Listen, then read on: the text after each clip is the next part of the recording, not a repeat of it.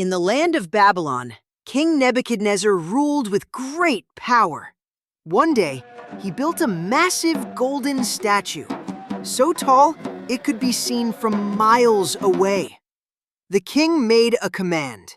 When the music plays, everyone must bow down and worship this image. But among the people stood 3 young men, Shadrach, Meshach, and Abednego. They were faithful followers of God. When the horns, flutes, and harps played, the crowd bowed low, but they stood tall. They refused to worship any image but the one true God. When the king heard this, he was furious. He shouted, "Is it true you won't bow to my statue? I'll give you one more chance, or I'll throw you into a blazing furnace. Then we'll see what God can save you." But the 3 men answered, "We don't need to defend ourselves before you. The God we serve can save us from the fire. But even if he doesn't, we will never serve your gods." Their courage shocked everyone. Enraged, Nebuchadnezzar ordered the furnace heated 7 times hotter than usual. The soldiers tied up Shadrach, Meshach, and Abednego, hands and feet bound, and threw them into the roaring fire. But inside the flames, something miraculous happened. The fire didn't burn them. The ropes that bound them fell away, and a 4th man appeared beside them, shining with divine light. The king looked in disbelief. "Didn't we throw 3 men into the fire? I see 4, and one looks like a son of God." When they came out, everyone gasped. Their clothes weren't burned. Their hair wasn't singed. They didn't even smell like smoke. King Nebuchadnezzar fell to his knees and said, "Praise be to the God of Shadrach, Meshach, and Abednego. No other God can save like this." This story reminds us that faith in God gives courage in the hottest fires of life. When you stand firm for what's right, even when it's hard, God stands with you.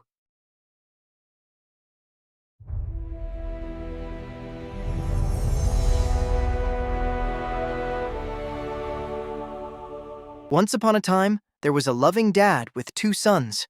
They had everything: food, land, and a peaceful home. But one day, the younger son got restless. He was like, "Dad, I want my share of the money, now."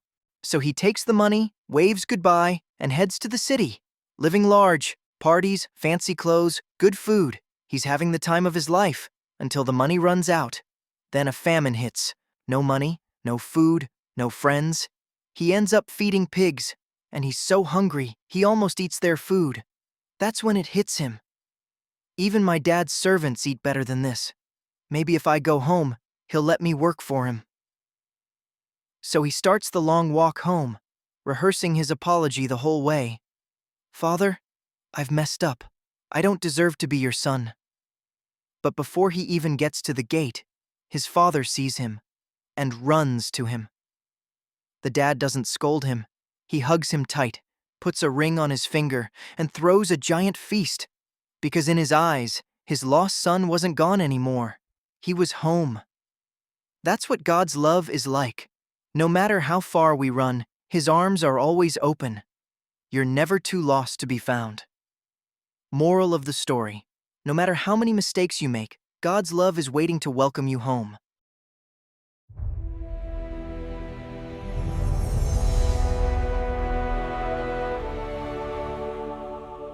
It was a quiet evening on the Sea of Galilee.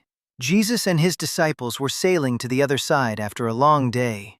The sky was pink. The water was calm. Everyone thought it'd be an easy trip, but out of nowhere, boom! The wind howled. Waves slammed the boat. Lightning flashed across the sky. The disciples panicked.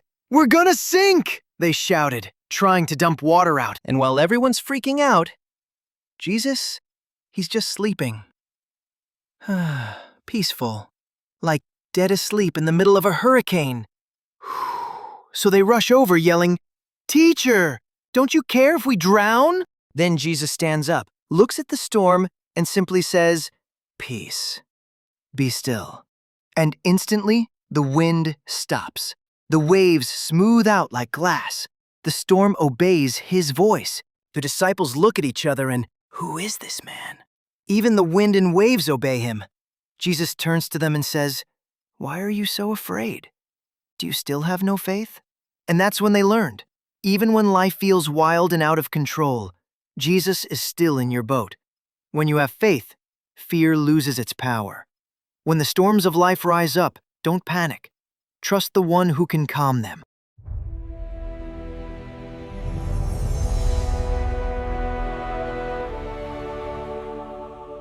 There was a man named Jonah, a prophet chosen by God to deliver messages to people.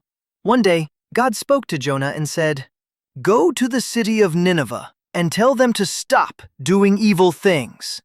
But Jonah wasn't feeling it. He thought, "Nope, not me. Those people won't listen. And honestly, I don't even like them." So instead of obeying God, Jonah packed his bags and ran the other way. Jonah hopped on a ship headed for Tarshish, trying to escape God's command.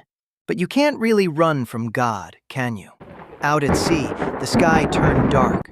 The winds roared, and massive waves crashed against the ship. The sailors panicked. They threw cargo overboard, praying to their gods for help. Meanwhile, Jonah? He was asleep below deck. The captain woke him up, shouting, "Get up! Pray to your God so maybe he'll save us." Finally, Jonah admitted, "It's my fault. I disobeyed the Lord. If you throw me into the sea, the storm will stop." The sailors didn't want to, but as the storm grew worse, they had no choice. They tossed Jonah into the raging sea, and immediately the waters became calm. Then suddenly, gulp! A huge fish swallowed Jonah whole. Inside the fish's belly, Jonah sat in total darkness. No phone, no light, no snacks, just regret. For 3 days and nights, Jonah prayed to God.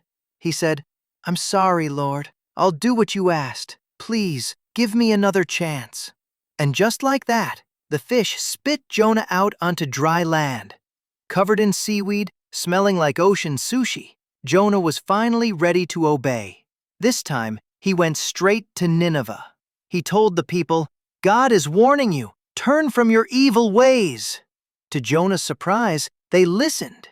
The whole city prayed, fasted, and asked God for forgiveness.